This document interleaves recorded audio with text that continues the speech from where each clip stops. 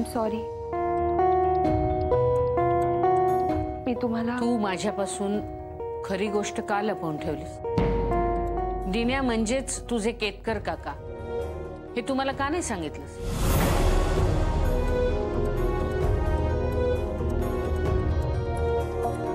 असे प्रश्न विचारून मी तुला जाब विचारेन असं जर तुला वाटत असेल तर तसं काहीही होणार नाही।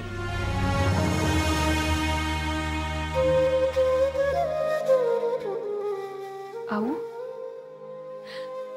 अगं हो, तुझ्यासारखी मुलगी जेव्हा अशी एखादी गोष्ट लपवून ठेवते तेव्हा त्याच्या मागे तसंच काहीतरी कारण असेल एवढं समजतं ना मला। त्या विषयावर आपण नंतर बोलू। बर मला सांग, दिन्या कसा आहे? काल खूप हर्ट झाला असेल ना तो?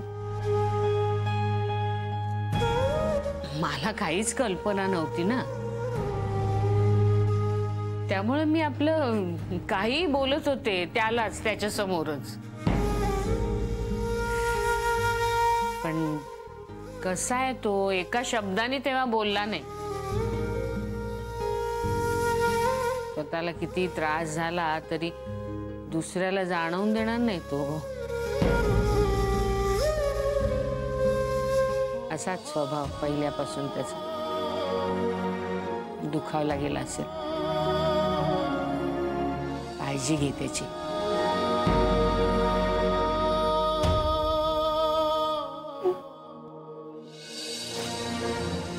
आणि बघ, काही लागलं तर मी आहेच, पण आता हे सगळं विसर आणि कामाला लाग।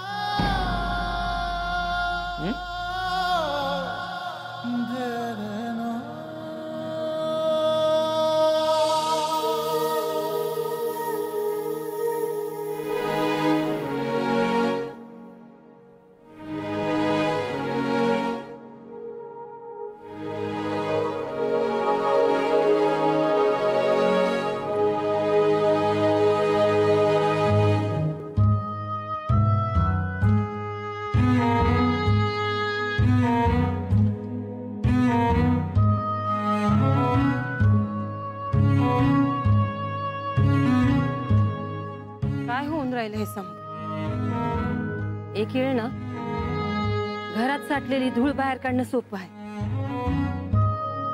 पण मनात साठलेला राग बाहेर काढणं खरंच अवघड आहे। तो ज्यानं त्यानं आपल्या समजुतीनेच बाहेर काढायला। आणि मला सांगा, कुठे जाणार आहोत आपण हा राग रुसवा घेऊन? अहो, आज आपण आहोत, उद्या नाही।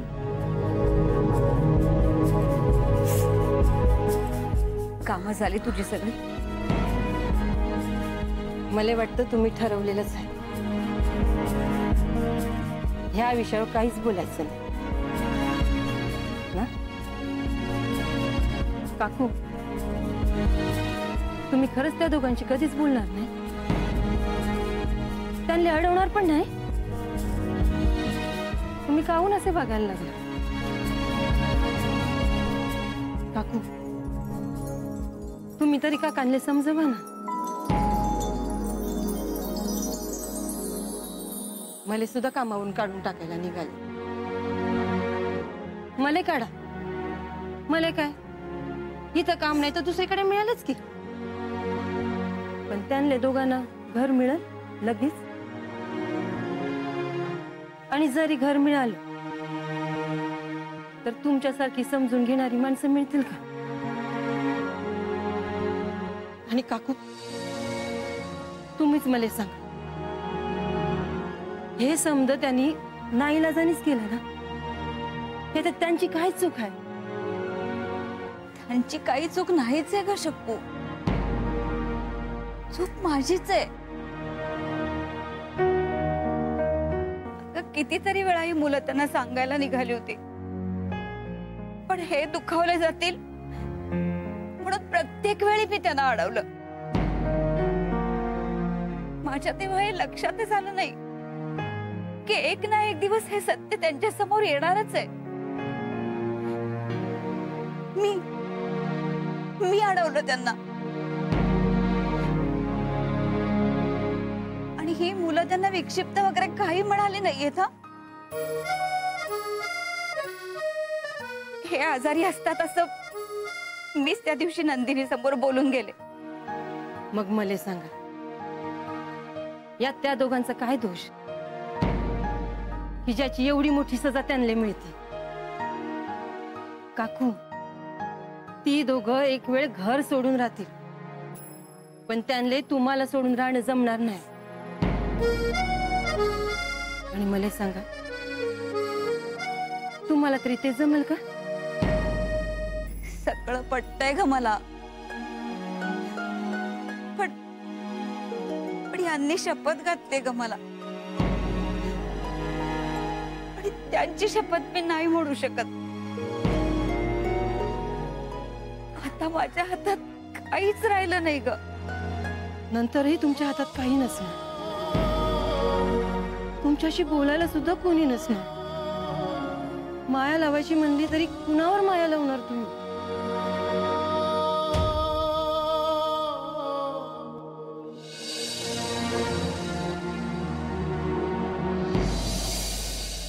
अरे अविनाश, तू अशी टूर अचानक संपवून परत कसं काय आलं? अहो, मी लवकर आल्याचा तुला आनंद नाही झाला? अरे तसं काही नाही, मी तुझ्या परत येण्याचं कारण विचारलं. काय विशेष कारण? विशेष काही नाही, माझी पुढची टूर होती जी कॅन्सल झाली, त्यामुळे काहीच काम नव्हतं म्हणून लवकर आलो. नक्की? ऑफकोर्स नक्की. अहो, अजून काय कारण असणार आहे? ते आता मला काय माहिती. म्हणजे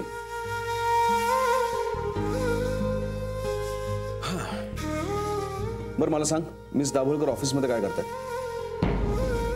खरं म्हणजे त्यांना यावेळेस घरी असायला पाहिजे होतं. किती दिवस झाले त्यांना डिस्चार्ज मिळून? आता त्यांची पेड लीव्ह पण सँक्शन केली मी. अरे हो, पण ते स्वतःहूनच आली. मग तू त्यांना समजवायचंस ना,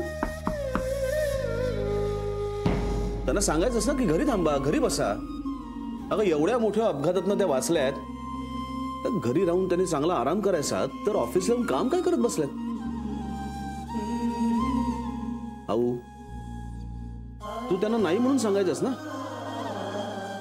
का लवकर आल्या त्या? सर, मलाही असंच वाटतं. या इश्यूमुळेच काल ऑफिसमध्ये गडबड झाली. गडबड?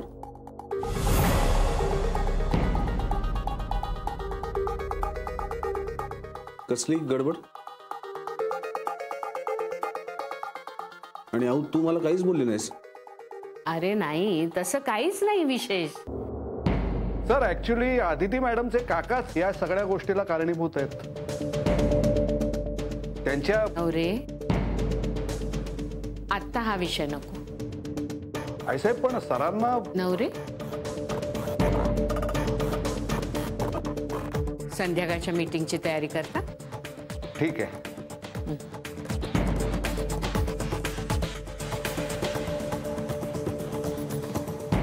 आऊ, मला कळेल काल नक्की काय घडलं. तू आत्ताच आलायस आणि खरंच तसं काही विशेष आऊ, काही नाही. माझ्यापासून काहीतरी लपवलं जात आहे असं मला वाटतंय. प्लीज मला काय झालं ते सांग. मिस दाभोळकरांच्या काकांमुळे काय घडलंय ते मला कळायला हवं.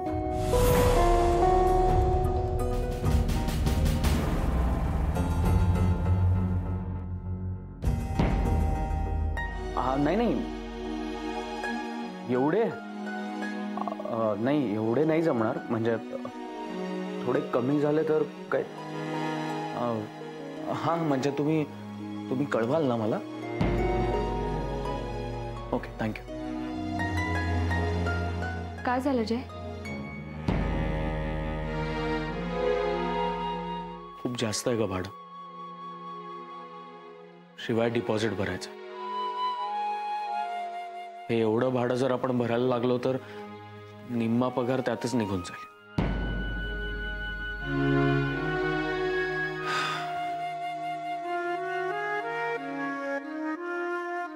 आदिती, हे बघ, तू नको टेन्शन घेऊ. होईल काहीतरी. मी अजून 3-4 ठिकाणी बोललोय. होईल जय. आपण दुसऱ्या घरात जाऊ पण तिथे काका काकू नसतील ना, त्यांचं प्रेम नसेल ना. हो अदिती, पण आता काकांचा निर्णय आपण बदलू शकत नाही ना. आणि शिवाय आपण जर तिथे राहिलो तर त्यांना खरंच जास्त त्रास हो. पण जय, असं काकांना दुखवूनही जाऊ शकत नाही ना आपण. निदान एकदा काकांना समजवता आलं असतं ना की आपण. काका आत्ता कोणाचंही काहीही ऐकून घेणार नाहीत अदिती. पण आपण काकांना फसवत नव्हतो हे जरी पटवून देता आलं असतं ना, तरी आपण समाधानाने घराबाहेर पडलो असतो. जय, मुळात जवळ आलेलं नातं टिकलं असतं. आपण घर नाही, नातं सोडून जातोय. विरारला जाताना अण्णा काय म्हणाले होते आठवतंय ना? काका काकूंना कधीच सोडून जाऊ नका. आणि हे जर अण्णांना कळलं तर त्यांना काय सांगणार होत आपण? हे बघ, ते सगळं आपण परिस्थितीवर आणि वेळेवर सोडून देऊया. हे काय, तुम्ही अजून इथेच आहात?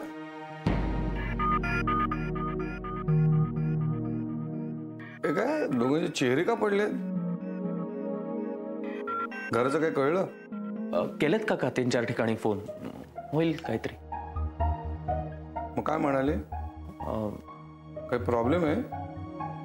नाही. पैशाचा प्रॉब्लेम आहे का?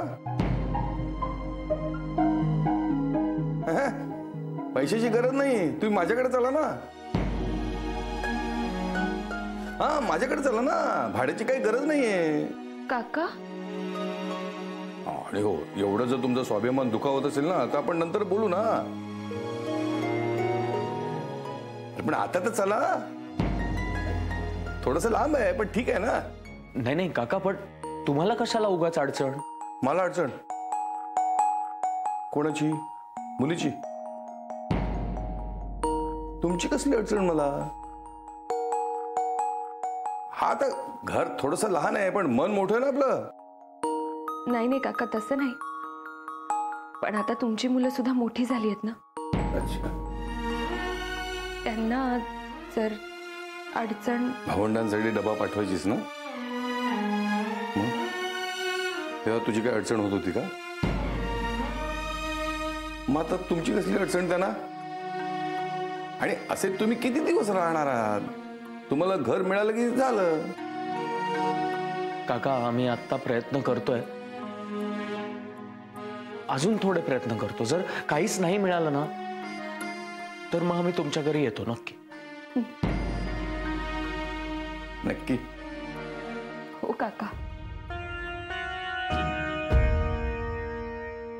आणि आता घर मिळण्यापेक्षाही अविनाश सरांना जर हे सगळं कळलं तर काय होईल याचं टेन्शन सगळ्यात जास्त आहे.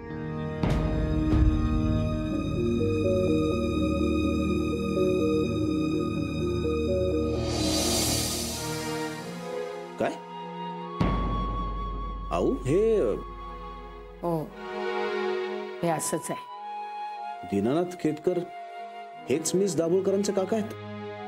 माझी सुद्धा अगदी अशीच रिॲक्शन झाली होती. थोडा वेळ मला काय कळेच ना, पण मग नंतर सगळ्या गोष्टी लक्षात आल्या. गट्टू, हे बघ, माझं ऐक तू. एक मिनिट. दीनानाथ केतकर हे मिस दाभोळकरांचे काका आहेत. ते अतिशय विक्षिप्त असे गृहस्थ आहेत. मला ते एक राक्षस वगैरे समजतात आणि हे मिस दाभोळकरांनी लपवून ठेवलं. गट्टू, तिने ही गोष्ट लपवून ठेवली त्यामागे तसंच काहीतरी कारण असेल रे. प्लीज तू वैतागू नकोस.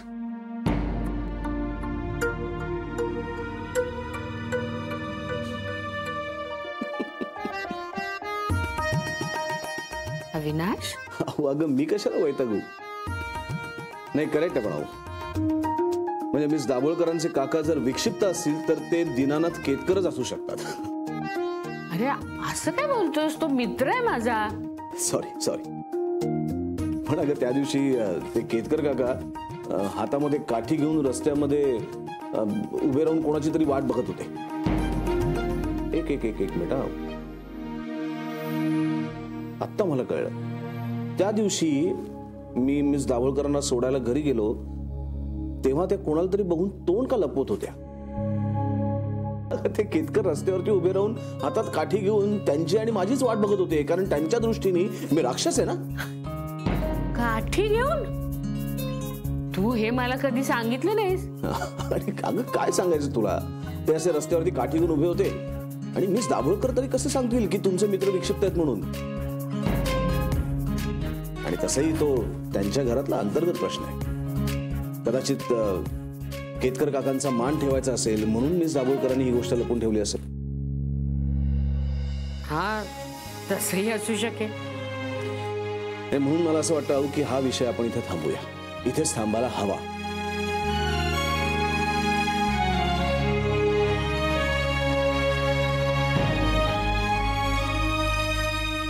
अविनाश बदलतोयस तू.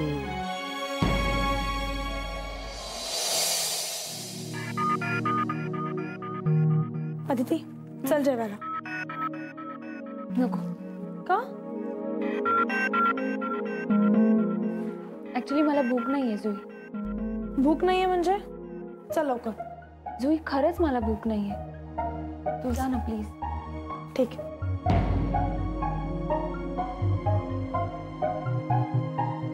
जय काय काय म्हणजे जेवायला चल.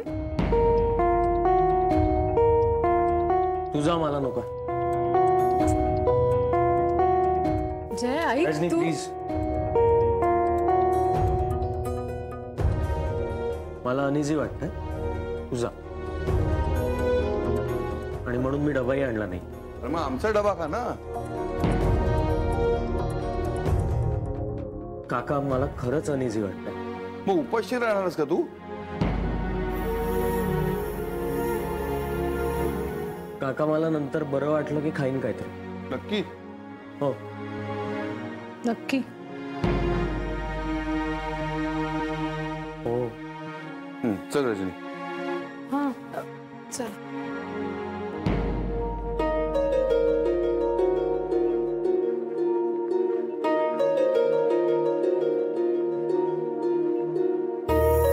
काय चाललंय?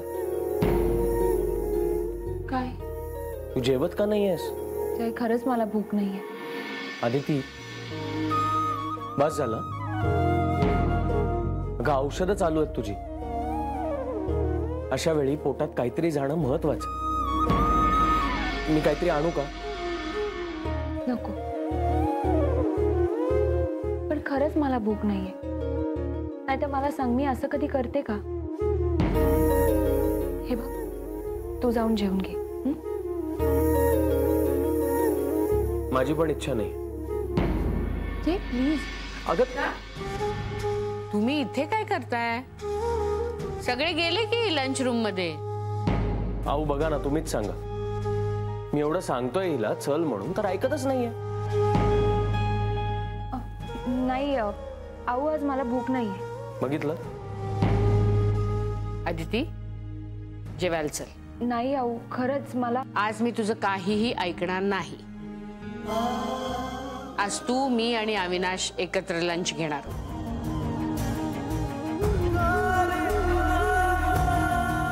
चल चल चल चल पटकन. काहीही कारण सांगू नकोस. चल.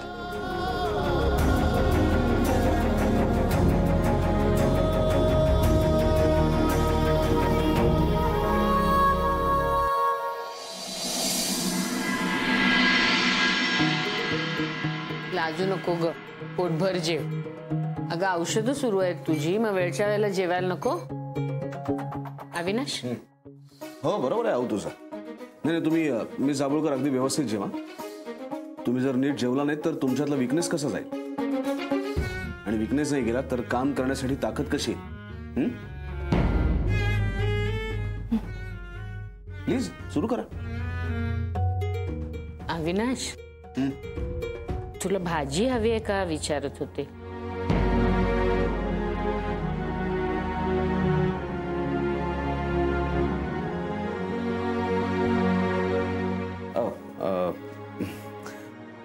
आवाज खरं म्हणजे खूप दिवसांनी तुझ्या हातचं खायला मिळतं, इतका आनंद झालाय. या दौऱ्यामध्ये जेवणाच्या नावाखाली जे येत होतं ते म्हणजे फार भयंकर होतं का? ऐकलंस ना? आता हे सगळं संपवायचं आहे. अहो, शिवाय कर्नाळ्याच्या प्रोजेक्ट बद्दल सगळ्यांनाच खूप कुतूहल आहे. आय होप सगळं छान होईल.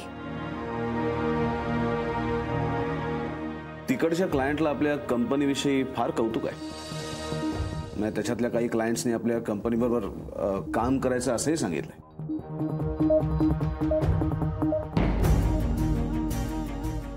चला सुरुवात करूया. हो. आज तू, मी आणि अविनाश एकत्र लंच घेणार आहोत.